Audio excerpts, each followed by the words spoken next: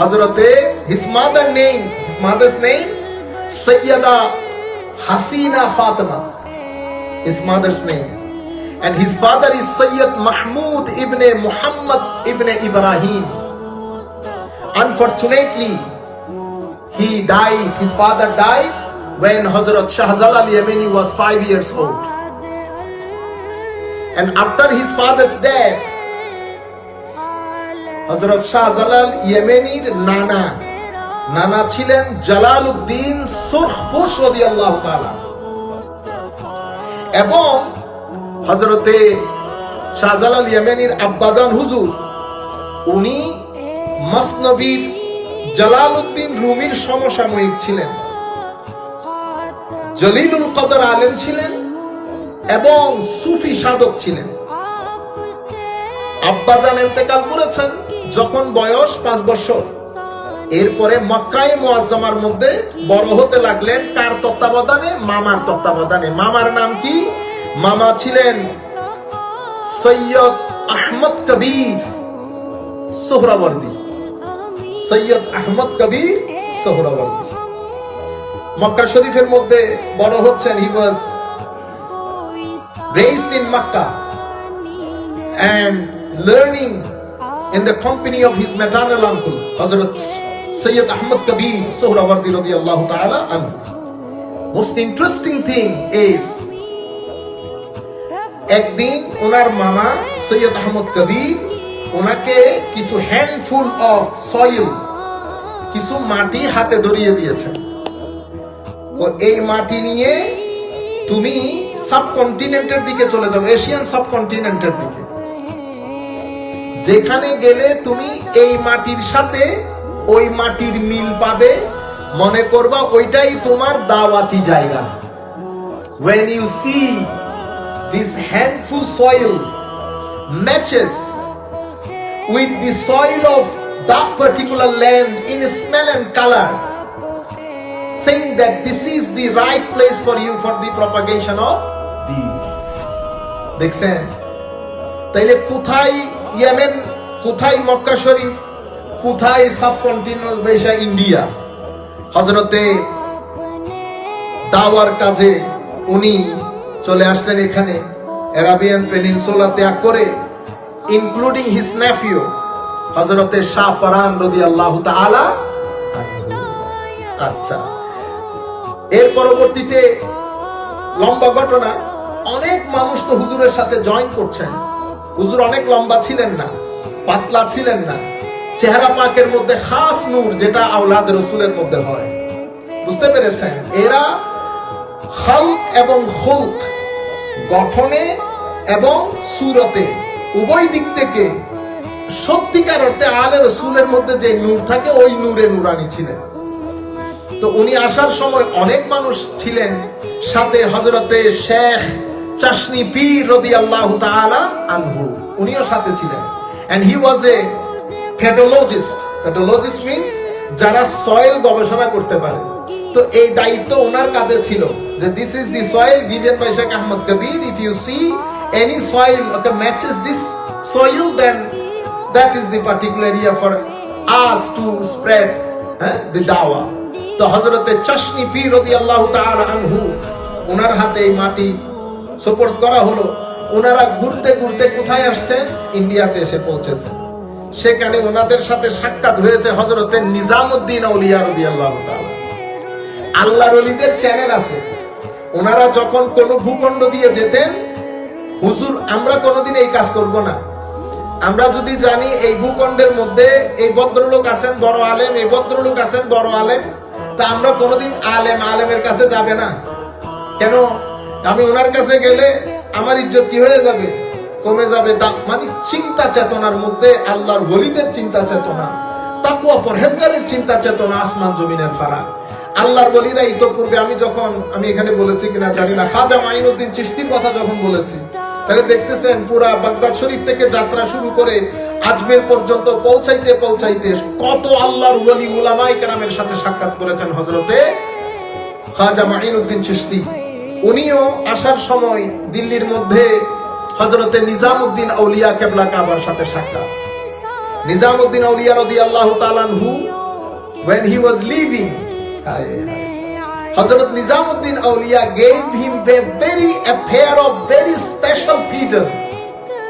इनको एक पेयर कबूतर गिफ्ट किया, যেটাকে আমরা জালালি কবুতর বলি। আপনারা বুঝতে পেরেছেন? এই কবুতরটা গিফট করেছেন হযরতে নিজামউদ্দিন আউলিয়া রাদিয়াল্লাহু তাআলা আনহু। উনি এভাবে আমাদের ওই ভূখণ্ডের মধ্যে আসলেন, কিন্তু এখানে অনেক দিন সময় লেগেছে। হেঁটে যে চলে এসেছেন সেরকম না, গেলেন এক এলাকায় থেকেছেন, দ্বীনের দাওয়াত করছেন, ওই পার্টিকুলার এরিয়া খুঁজতেছেন, শেষ পর্যন্ত সিলেটের ভূখণ্ডে আসলেন। সিলেটের ভূখণ্ডে এই 1303 সনে সুলতান Shamsuddin Firoz Shah of Lucknowti was engaged in war with the neighboring Gaur kingdom, রাজা গৌর গোবিন্দ। উনি প্রায়, আমার মনে হয় প্রায় 5 বার আক্রমণ করেছেন। হযরতে শেখ সুলতান শামসুদ্দিন ফিরোজ শাহ প্রায় 3 বার আক্রমণ করেছেন এই গৌর ওই কিংডমকে, কিন্তু হারাইতে পারে নাই। শেষ পর্যন্ত আল্লাহ পাকের মেহেরবানি একটা ঘটনা ঘটেছে, আপনারা জানেন, বুরহানুদ্দিনের ওই ঘটনা, গরু জবাই করতে দেয় নাই, ওইটা নিয়ে হত্যাযজ্ঞ হয়েছে। এই কেস হযরত শাহজালাল ইয়েমেনির দরবারে গেছে।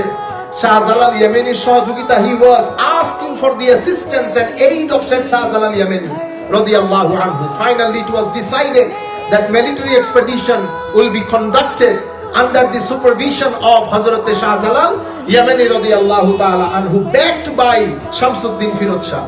It was the fourth attack by the Muslims to the Gaur kingdom. Finally what happened we all know, that Hazrat Shahjalal Yemeni radiyallahu ta'ala anhu fourth attack এর মধ্যে জয়লাভ করেন, মুসলিম শাসন প্রতিষ্ঠা হলো। এরপরে উনি দ্বীনের দাওয়াত দেওয়া শুরু করলেন। এই কথা যখন বলতেছি আমার ভাইয়েরা, আমাকে আপনারা অনেকে মহব্বত করেন, শুনেন আমার কথা, বিভিন্ন প্ল্যাটফর্মের লোকও শুনেন। দেখেন এখানে কোনো পার্টি ছিল না, কোনো পার্টি আছে, অমুক পার্টি, সমুক পার্টি, ইসলামিক পার্টি। আপনারা কথা যখন বলেন, আপনাদের বড়দের থেকে শুনেছেন হয়তো, বা আমাদের রং প্রেজেন্টেশন কোর্সের মধ্যে আমরা যখন বক্তব্য রাখি, যে ইনফরমেশন গুলো তরুণ প্রজন্মকে দেওয়া দরকার, আমাদের যারা পলিসি মেকার বিশেষ করে তাদেরকে বলবো, আপনারা যখন এই প্রোগ্রামগুলো করব, তো আমাদেরকে যারা এখানে বসে দেখছে তার থেকে 1000 গুণ বেশি লোক আমাদেরকে অনলাইনে দেখে। তরুণ প্রজন্মকে আমি কি জানান দিব? তরুণ প্রজন্মকে জানান দিব ইনার কন্ট্রিবিউশনটা কি। তরুণ প্রজন্ম যখন এই ধরনের মাহফিলে এসে বসবে, যাওয়ার আগে ওনার কুল্লুমকুলা ক্লিয়ার একটা চিত্র থাকতে হবে যে ওনার কন্ট্রিবিউশনটা কি। এখন আমরা কি করি? ইম্পেরিয়ালিজম বলে, উই আর দ্য গ্রেট, আমি মহান, আমার পীর মহান, এটা করতে করতে তরুণ প্রজন্মের কাছে আমরা আসল মেসেজটা দিতে পারি না। ওই স্বস্তি নিয়ে, ওই আনন্দ নিয়ে আমরা যার যার বাসায় ঘুমাই পড়ি। এখন আমি শাহজালাল ইয়েমেনির কথা যেগুলা বলছি, একটু হলেও তো আপনারা বুঝতে পারছেন যে হ্যাঁ, জালালি কবুতর কোত্থেকে আসছে, ওনার কন্ট্রিবিউশন কি একটু হইলেও তো বুঝতে পারছেন। একটু হইলেও তো আপনি আপনার ছেলেকে বলতে পারবেন যে ওনার এই কন্ট্রিবিউশন। এখন আপনি দেখেন, মা, বাবা, ভাই, বন্ধু কোথায় রয়ে গেল? এই মাটি নিয়ে ঘুরতেছে পৃথিবীর আনাচে কানাচে। তখন কি ফ্লাইট ছিল যে বু করে চলে যাবে? বছরের পর বছর আল্লাহর রাস্তায় নিজেকে এভাবে ডেডিকেটেড করে দিয়েছে। কাশ আল্লাহ আমাদেরকে যদি ওই জজবা দান করতেন, কাশ আল্লাহ আমাদেরকে যদি ওই ইশক, মহব্বত, তাকওয়া, ইখলাস দান করতেন। শেষ পর্যন্ত আসলেন, উনি ছাগল পালতেন। কি জন্য? ওই নিজের জীবন যাপন করার জন্য। ছাগলের দুধ, ছাগলের ওই মালাই থেকে ইয়োগার্ট বানাতেন, ওইটা খেয়ে জীবন ধারণ করতেন। তৎকালীন তো পাহাড় পর্বতে ঘেরা। এখনো যদি আপনারা সিলেট গমন করেন, আপনারা দেখবেন হুজুরের সাথে 360 জন ছিল। এই সবাই এক একজন এক এক পাহাড়ে এদের মাজার, এক এক পাহাড়ে মাজার। আপনি দিনের বেলায়ও যাবেন না সেই জায়গার মধ্যে, হুজুর পাহাড়ের মধ্যে। মানুষ দলে দলে মানুষ যোগদান করেছে, মানুষের কাছে দ্বীন প্রচার করেছে, মানুষকে তাসকিয়া দিয়েছে, মানুষের অন্তরকে সোজা করেছে, সত্যিকার তৌহিদের বাণী দিয়েছে। যারা দুনিয়াকে তৌহিদ শিখালেন, আপনি তাদেরকে যদি তৌহিদের দোহাই দিয়ে তাদের শানে বেয়াদবি করেন, তো এটা আল্লাহর তৌহিদ বরদাস্ত করবে? জিন্দেগি যারা তৌহিদের জন্য সার্ভ করে দিয়েছে, এই হচ্ছে হযরত শাহজালাল ইয়ামানী রাদিয়াল্লাহু তাআলা আনহু। ওই ভূখণ্ডের মধ্যে দ্বীন এভাবে প্রচার করেছেন। কাজে আমরা আজকে উর্স মানি কি? উর্স মানি আমরা আজকে আল্লাহর দরবারে শুকরিয়া আদায় করছি, হুজুরের দরবারেও শুকরিয়া আদায় করছি যে আপনি এসেছেন, আমাদের বাপ দাদা 14 গোষ্ঠীকে দ্বীন শিখিয়েছেন। আল্লাহর দরবারে দোয়া করি আল্লাহ আপনাকে জাযায়ে খায়র দান করুক। এটাকে উর্স বলে, এটাকে উর্স বলে।